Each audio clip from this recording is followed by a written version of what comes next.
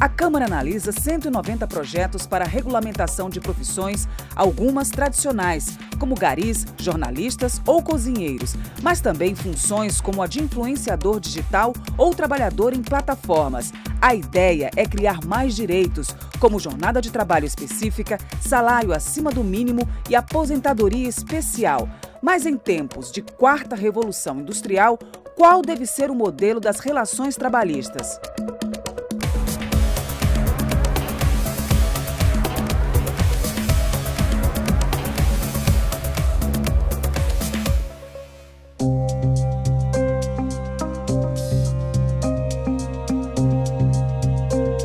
A gente está vendo uma profunda mudança, uma transformação que não é apenas tecnológica, né, no sentido de uma transformação em que uma tecnologia substitui a mão de obra humana, como a gente vê ao longo da história, principalmente a partir da Revolução Industrial. A gente está vendo algo que também foi observado na Revolução Industrial, que é uma transformação das relações de trabalho. Para grande parte das pessoas, a realidade do trabalho vai ser ainda muito parecida. Agora, o que acontece é que vai se tornar mais comum um contingente, né, maior de pessoas por conta própria, por exemplo, uma maior quantidade de vínculos que a gente hoje nem sabe muito bem definir se são por conta própria ou se são vínculos empregatícios um pouco mais flexíveis. Isso vai ter um impacto muito grande na questão dos empregos. Algumas profissões provavelmente devem desaparecer e aí isso vai impactar no mercado de trabalho, tirando algumas pessoas, né? Então esse é um lado. E o outro lado é a questão da legislação trabalhista, porque a nossa legislação ela foi feita, principal ainda, né, na década de 40, aí no governo Vargas. E o que acontece? Tem uma série de situações que a legislação não contempla.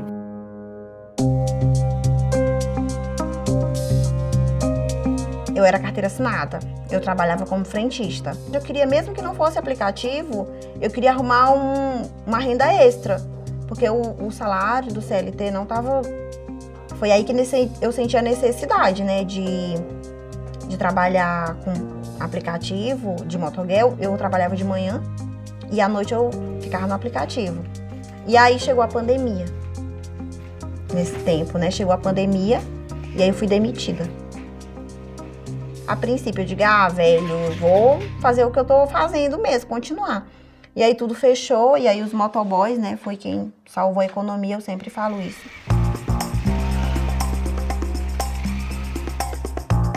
Meu nome é Simone Bispo de Oviedo Santos, eu tenho 39 anos, vou fazer 7 anos que eu trabalho na empresa. Eu acordo 4h10, eu pego ônibus 10 para 5. Já acostumei sim com esse serviço, todos os dias, de 6 às 12h20. Meu nome é Ulisses, tenho 36 anos, tenho 9 anos que eu trabalho como gari. Se não fosse o nosso trabalho, a cidade não estaria limpa, livrando de doenças, de enchente, limpando as valas de esgoto. Nosso trabalho acho que tem muito fundamento, né? Senão a cidade não estaria limpa, né?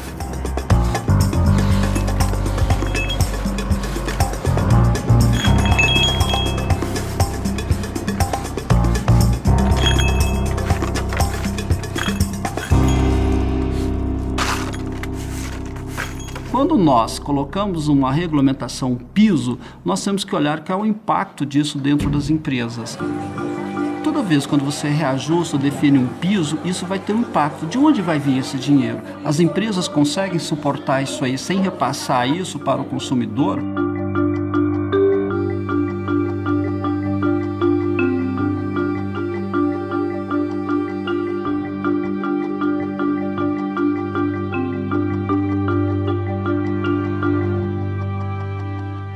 De fato, para essas profissões parece ser algo benéfico, de fato né? O piso salarial, regulamentação de jornada de trabalho, só que na hora que você coloca no espaço do mercado de trabalho, nas relações de mercado de trabalho, você consegue, o mercado, os empregadores nesse caso, né? Os agentes de mercado que são os empregadores, eles conseguem burlar essas legislações por meio, por exemplo, da contratação de pessoas jurídicas. E nós não estamos questionando aqui, né, se isso é justo ou não é justo, se é merecido ou não é merecido. O que nós estamos questionando é a capacidade da sociedade absorver esses custos que provém de regulamentações que vêm do governo, do Poder Executivo ou do Poder Legislativo. Então isso precisa ser pensado. Se não fosse nós, a cidade não ia estar limpa. A população não deixa a cidade limpa. E a gente acaba de varrer, eles vão lá e jogam lixo. E vai que é a nossa obrigação de varrer. Se não tiver uma preocupação muito mais ampla das condições de trabalho, das relações de trabalho, que atinja a todos, que seja do gari ao professor universitário, do médico ao entregador de aplicativo, se a gente não pensar em uma legislação trabalhista que proteja todas essas pessoas, a gente vai ter, são agentes de mercado tentando burlar de uma maneira ou de outra, fazer com que o custo da mão de obra, que para eles basicamente custo, seja cada vez mais baixo.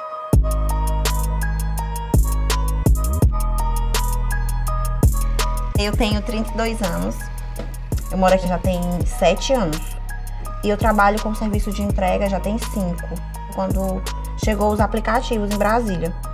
Eu creio assim, eu falo que eu fui a primeira mulher no aplicativo, porque não tinha.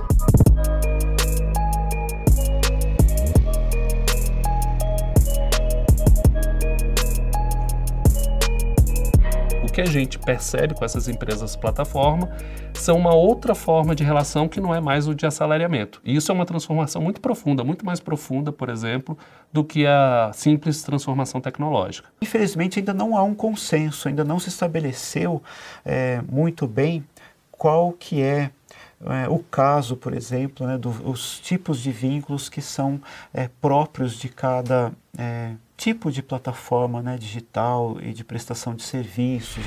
Eu ligo 11 horas e aí chama a primeira, eu já vou embora. Aí eu chego em casa às 13, 14, às 15h30. Aí como almoço, que eu ainda não almocei, ainda vou almoçar, almoço umas 15h30, mas eu não desligo o aplicativo. Que aí nesse intervalo de 15h30 até às 16h40, 17 horas, ele não chama, não costuma chamar muito, que é o horário do lanche. Aí eu descanso um pouquinho, se chamar eu vou embora. Aí eu fico na rua até as 20... Hoje eu fico até as 23. Final de semana eu fico até meia-noite. O trabalho em plataforma, ele é marcado muito pela questão da flexibilidade e da autonomia. Então, os trabalhadores, os motoristas e entregadores, eles têm absoluta flexibilidade para trabalhar onde, como e quando quiserem e para qual plataforma quiserem. Essa é uma característica extremamente importante que marca esse mercado e que possibilitou esse crescimento e essa consolidação ao longo dos últimos anos. Hoje, no Brasil, a gente conta com cerca de 1.400.000 motoristas e entregadores. Desse universo, cerca de 80% são motoristas, 20% são entregadores. Vamos lá? Vamos para onde, doutor? O trabalhador informal a gente conhece no Brasil. Desde o fim da escravidão, para onde foram os escravizados, aqueles que estavam sendo libertos? Para o trabalho informal, né? E a gente tem o trabalho informal, na maior parte da história do século XX do Brasil, foi maioria em relação ao trabalho formal, né? Regido pela CLT. Então, no Brasil sempre tivemos o trabalho informal. O que a gente tem hoje, e isso é uma novidade, são grandes empresas globais contratando diretamente o trabalhador informal.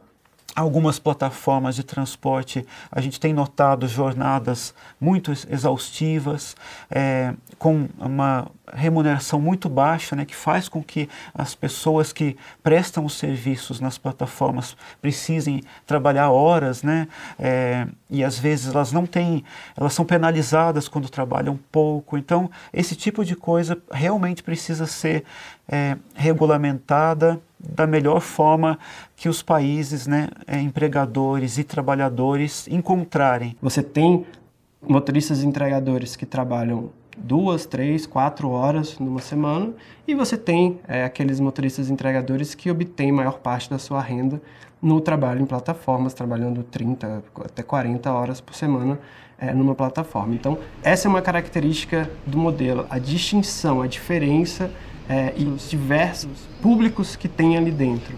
E se a gente tentar colocar todos esses públicos dentro de uma caixinha única, a gente vai acabar com o próprio modelo. Essa ideia de parceria é uma ideia de fato, que é vendido por essas empresas de maneira, a gente não tem vínculo aqui, mas a gente tem um trabalho de parceria. Mas uma parceria entre entes tão desiguais que é inviável, né, a gente falar em termos de parceria. A gente vivencia hoje algo que a gente não via desde a primeira Revolução Industrial, né, um nível de exploração do trabalho que a gente não via desde a primeira Revolução Industrial.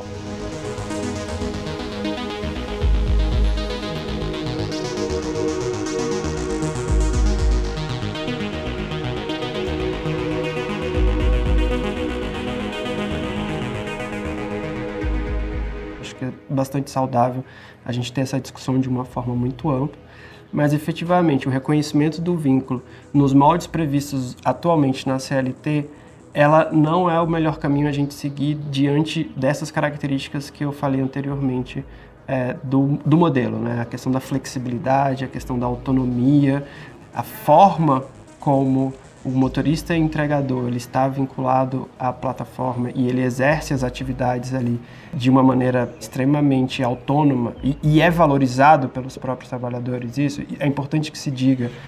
Assumir o vínculo empregatício dá uma série de obrigações que eles não querem ter e que eventualmente, por exemplo, uma das coisas que obrigam um acidente de trabalho num vínculo empregatício, pela legislação trabalhista mesmo, depois das reformas, eles são de responsabilidade do empregador. Então, se você admite o vínculo empregatício, todo acidente de trabalho passa a ser desse empregador.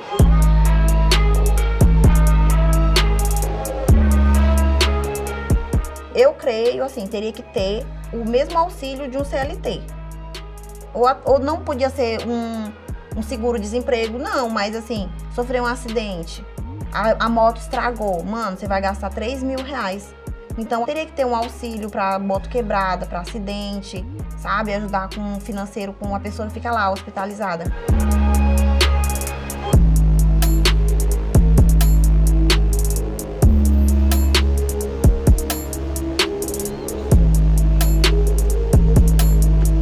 Acho que tem espaço, sim, para melhorar as condições. Agora, isso é que eu falo. Hoje, por exemplo, muita gente que se diz contra isso, mas na hora de pegar um transporte, ela vai pegar um preço mais barato. E, obviamente, essas condições precisam ser melhoradas, porque para que essas pessoas tenham o mínimo de dignidade, trabalham em média 14 horas por dia, né? Então, será, mais uma vez, é esse o modelo que nós queremos, né? A gente defende a inclusão previdenciária dos motoristas entregadores. A gente acredita que esse é um modelo que funciona, que atende boa parte das demandas que a gente ouve e que as empresas têm ali no seu processo de escuta com esses profissionais. Um modelo em que você permita a inclusão desses motoristas entregadores ao sistema público de previdência social, mas ao mesmo tempo você assegure, né, que você garanta a manutenção da flexibilidade do modelo. Você tem uma quantidade grande de pessoas que falam assim, não, aqui eu tenho liberdade, eu prefiro trabalhar assim do que trabalhar com carteira assinada, ter alguém me mandando, mas tem alguém mandando você. Você só não sabe, você só não observa porque ela não está ali na sua frente ou no seu dia a dia. Aquilo que a gente entende como algoritmo que está fazendo com que você trabalhe de determinada maneira, tem alguém por trás daquilo ali. Tem um chefe invisível. Ele pune a gente. Só que assim, a diferença de um chefe físico é porque se eu não me zangar com eles, eu desligo e pronto. Não quero nem saber. Só ligo na hora que eu quero. Aí sabe o que ele faz? Eu me punir, ele não manda entrega. Mas eu não tô nem aí também, porque eu faço outros corre. Eu ligo o aplicativo, faço um particular. Mas se tiver só dependendo, aí tem que ficar mesmo. Porque os filhos, né, as contas, o aluguel, não espera. Tem uma galera mesmo que só depende deles. Eles trabalham quando eles querem, eles entram na plataforma quando eles querem, eles trocam de plataforma a hora que eles querem. Então, esse argumento de que tem um chefe invisível, isso não existe. Existem regras, como eu disse, onde o ecossistema ele tem que girar em torno de regras, porque senão ele se autodestrói. É muito desigual, né, a relação, porque não é uma situação em que eu sei o que os termos e condições que eu assino, eu sei o que está se passando nessa relação de trabalho. Eu não sei. Nem se não fosse relação de trabalho, fosse uma relação de parceria propriamente dita, de prestação de serviço, de mediação de mão de obra, na maioria dos aplicativos você não tem uma clareza em quais são os meandros ali da gestão. As plataformas têm trabalhado no sentido de gerar mais transparência, mas também a gente tem que respeitar os segredos de negócios, a própria Lei Geral de Proteção de Dados, algumas coisas que a gente tem, que as plataformas têm restrições. Mas para que essa relação seja saudável, ela tem que ter confiança entre os motoristas entregadores e as plataformas, e eu acredito que a gente tem caminhado nesse sentido.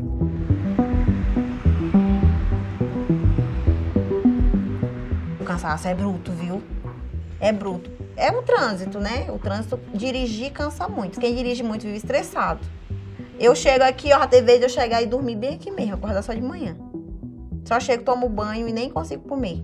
Apago. O trabalho hoje mais visível de plataforma são os trabalhadores de entrega, né? Os entregadores e os motoristas. Mas eles não são os únicos. Você vai ter desde empresas que fazem o processo de intermediação de mão de obra, por exemplo, de professores. Você tem plataformas que trabalham com impulsionamento digital também, as chamadas fazendas de clique, que as pessoas são contratadas para poderem curtir e engajar em postagens que são feitas nas redes sociais. O que se pode pensar, por exemplo, de algo potencialmente positivo dessas transformações seria que fala-se muito da redução daquele conteúdo rotineiro do trabalho, coisas que sejam extenuantes ou muito rotineiras, né? Elas tendem a ser assumidas ou por máquinas ou por soluções de software, né? Que vão prover essas coisas assim que não são muito prazerosas no ambiente de trabalho. Então isso tende a reforçar o aspecto humano, criativo do trabalho.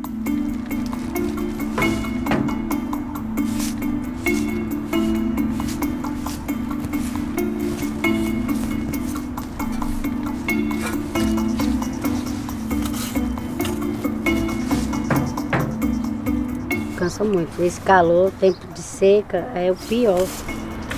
A caminhada a gente já está praticamente acostumado com a rotina, né? O sol às vezes pesa mais um pouco, porque tá calor, né? Aí esquenta muito. A questão é que a gente já se acostuma, porque hoje em dia o desemprego está grande e a gente tem que garantir o nosso emprego, né?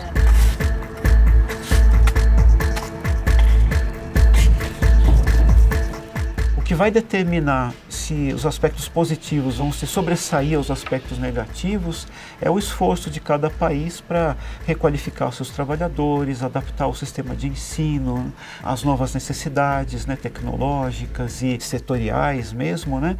E os esforços também do próprio setor privado de se requalificar, de se reinventar, e as próprias legislações trabalhistas também se adaptarem de forma a proteger esses novos tipos de vínculos que vão surgir para que eles também não sejam precários.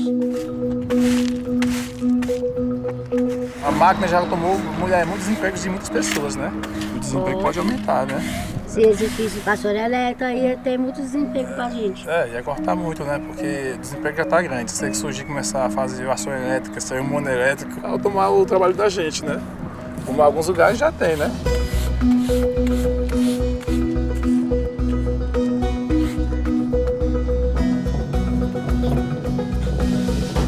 Só existe uma única saída. Qualificação, qualificação, qualificação, qualificação. E esse é o grande gargalo da nossa sociedade, principalmente aqui no Brasil. É a questão da educação.